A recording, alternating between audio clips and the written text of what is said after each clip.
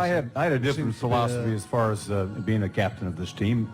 It takes 12 players to win. I'm ashamed. That's what golf legend Tom Watson said the day after the 2025 Ryder Cup ended at Bethpage Black. The 8-time major champion wasn't talking about Europe winning. He was talking about the American fans. Watson, a former player and captain, posted an apology on social media that cut straight to the heart of a controversy that nearly overshadowed one of the golf's greatest team competitions. While Europe celebrated their victory on American soil, Watson spoke for many when he called the crowd's behavior rude and mean-spirited. His words carried weight because this wasn't just any golf fan complaining. This was a man who captained the last American team to win in Europe back in 1993. He knew what the Ryder Cup was supposed to represent, and what he saw at Bethpage wasn't it. The trouble started before the final putt even dropped. Throughout the 3-day event in Farmingdale in New York, European players faced constant heckling. Rory McIlroy became the main target. Fans shouted insults at him during his backswing, trying to throw off his concentration. The abuse got personal quickly. People yelled things about his wife and family. Someone even threw a beer in the direction of McIlroy and his wife Erica, hitting her as they walked between holes. This wasn't passionate home support anymore. It had crossed a line into something uglier. The situation got worse when the event's own announcer joined in. Heather McMahon, a comedian hired to work the first tee, used her microphone on Saturday to lead the crowd in a vulgar chant targeting Rory McIlroy. An official representative of the Ryder Cup, someone with a megaphone provided by the organizers, was encouraging fans to curse at a player. McMahon later apologized and stepped down, but the damage was done. If the people running the event thought this behavior was okay, why wouldn't the fans think so too?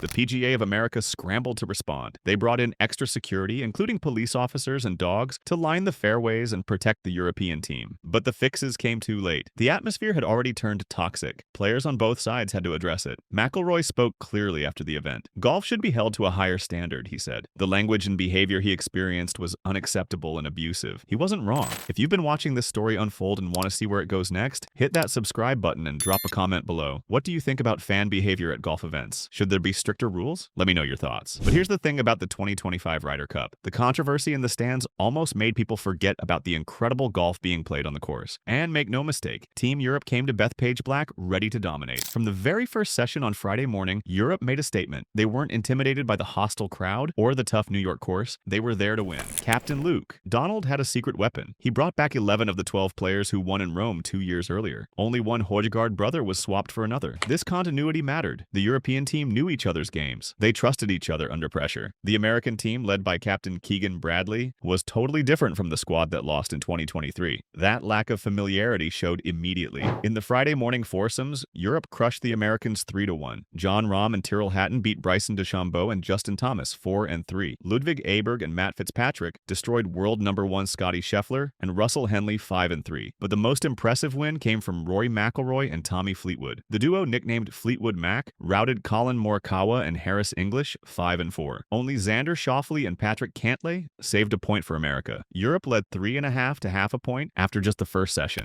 The afternoon brought more of the same. Cameron Young and Justin Thomas won big for the United States, beating their opponents 6-5. But Europe kept winning the moments that mattered. On the 7th hole of one match, American Ben Griffin holed a 56-foot putt from the fringe. The crowd went wild. Griffin chest-bumped DeChambeau in celebration. It looked like a momentum shift. Then, seconds later, 45-year-old Justin Rose calmly stepped up and drained a 40-foot putt of his own to tie the hole. Rose thumped the European badge on his chest. The message was clear. For every American punch, Europe had a counterpunch ready. Europe ended Friday leading 5.5 to 2.5. At the heart of Europe's dominance was the McIlroy and Fleetwood partnership. They weren't just winning matches, they were setting a tone for the entire team. When your top players deliver with ruthless consistency, it sends confidence through the whole squad. Through the first 2 days, McIlroy and Fleetwood had a combined record of 7 wins, 0 losses, and 1 tie. Meanwhile, Scottie Scheffler became the first world number 1 in the modern era to start a Ryder Cup 0-4. The contrast couldn't have been sharper. Saturday brought no relief for Team USA. Europe won the morning foursomes 3-1 again. McIlroy and Fleetwood won. Rahm and Hatton won. The pattern continued. Then came the afternoon 4 balls, and Europe delivered a demolition. They won 3 of the 4 matches, extending their lead to an astonishing 7 points. The scoreboard heading into Sunday read 11.5 to 4.5. Europe was 1 day away from from winning the Ryder Cup on American soil for the first time since 2012. On Sunday, the Americans needed a miracle. They had to win 8.5 of the 12 singles matches to pull off the greatest final day comeback in Ryder Cup history. And for a few incredible hours, it looked possible. Freed from the team formats that had troubled them all week, the American players came out firing. They played with desperate energy. The sea of red scores spread across the leaderboard. The home crowd found something genuine to cheer for. Cameron Young got the first point with a one-up win over Justin Rose. Justin Thomas beat Tommy Fleetwood 1-up, giving the Englishman his only loss of the week. Then came the big one. Scottie Scheffler, after his terrible start, faced Rory McIlroy in a battle of the team's top players. Scheffler found his form and won 1-up. It was a redemptive moment. Xander Schauffele dismantled Jon Rahm 4-3. The impossible comeback was becoming a mathematical possibility. The Americans won 5.5 of the first 6.5 points, but Europe's massive lead proved just enough. The decisive moment came when Ireland's Shane Lowry played Russell Henley. Their match was tied heading to the 18th hole. Henley had a putt to win the hole and the match. His putt slid by. Lowry calmly rolled in his short putt to tie the match and earn a half point. That brought Europe to 14 points, the number needed to officially keep the Ryder Cup. The American charge was over. Shortly after, Tyrrell Hatton tied his match with Colin Morikawa, giving Europe the final half point needed to win outright. The final score read, Europe 15, United States 13. On paper, it looked close. In reality, it was a story of European dominance for 2 days, followed by a historic but ultimately pointless American rally. The Americans won Sunday's session 8.5 to 3.5, but the final score created a false picture of the week. After the final putt dropped, another controversy emerged. This one played out on social media and involved someone who'd been a major presence all week. Former President Donald Trump attended the Ryder Cup on Friday, becoming the first sitting United States president to watch the event in person. His arrival included a military flyover and a huge security detail. Some American players said they hoped Trump's presence would inspire them to victory. His attendance definitely added to the partisan atmosphere in the crowd. Following their win, Team Europe celebrated on their team bus. Someone filmed them chanting directly at Trump. Are you watching? Are you watching? Are you watching? Donald Trump? The video, reportedly led by Rory McIlroy, was posted to the team's official social media accounts. It was a playful taunt aimed at the most high-profile supporter of the team they'd just beaten. A few hours later, Trump responded on his platform, Truth Social. His reply was short and sporting. Yes, I'm watching. Congratulations. The exchange became one of the most discussed moments after the tournament. It showed how modern sports celebrations are no longer private, but broadcast instantly to millions. The chant could be seen as more than just a taunt. For 3 days, Europe had dealt with a hostile crowd whose aggressive behavior often felt connected to Trump's presence. After surviving that environment and winning anyway, the European team's chant was their way of taking back the story. By addressing Trump directly and getting a gracious reply, they turned the bitter memory of the week into a triumphant final celebration. Through all of this, Tom Watson's apology stood out for what it represented. His statement wasn't just about one bad week at Bethpage. It was a defense of values that seem harder to find in modern sports. Watson captained the 1993 American team that won at the Belfry in England. That remains the last time the United States won a Ryder Cup in Europe. But he also captained the 2014 team at Gleneagles in Scotland. That team lost badly, and the event ended with Phil Mickelson publicly criticizing Watson's leadership style. It was humiliating.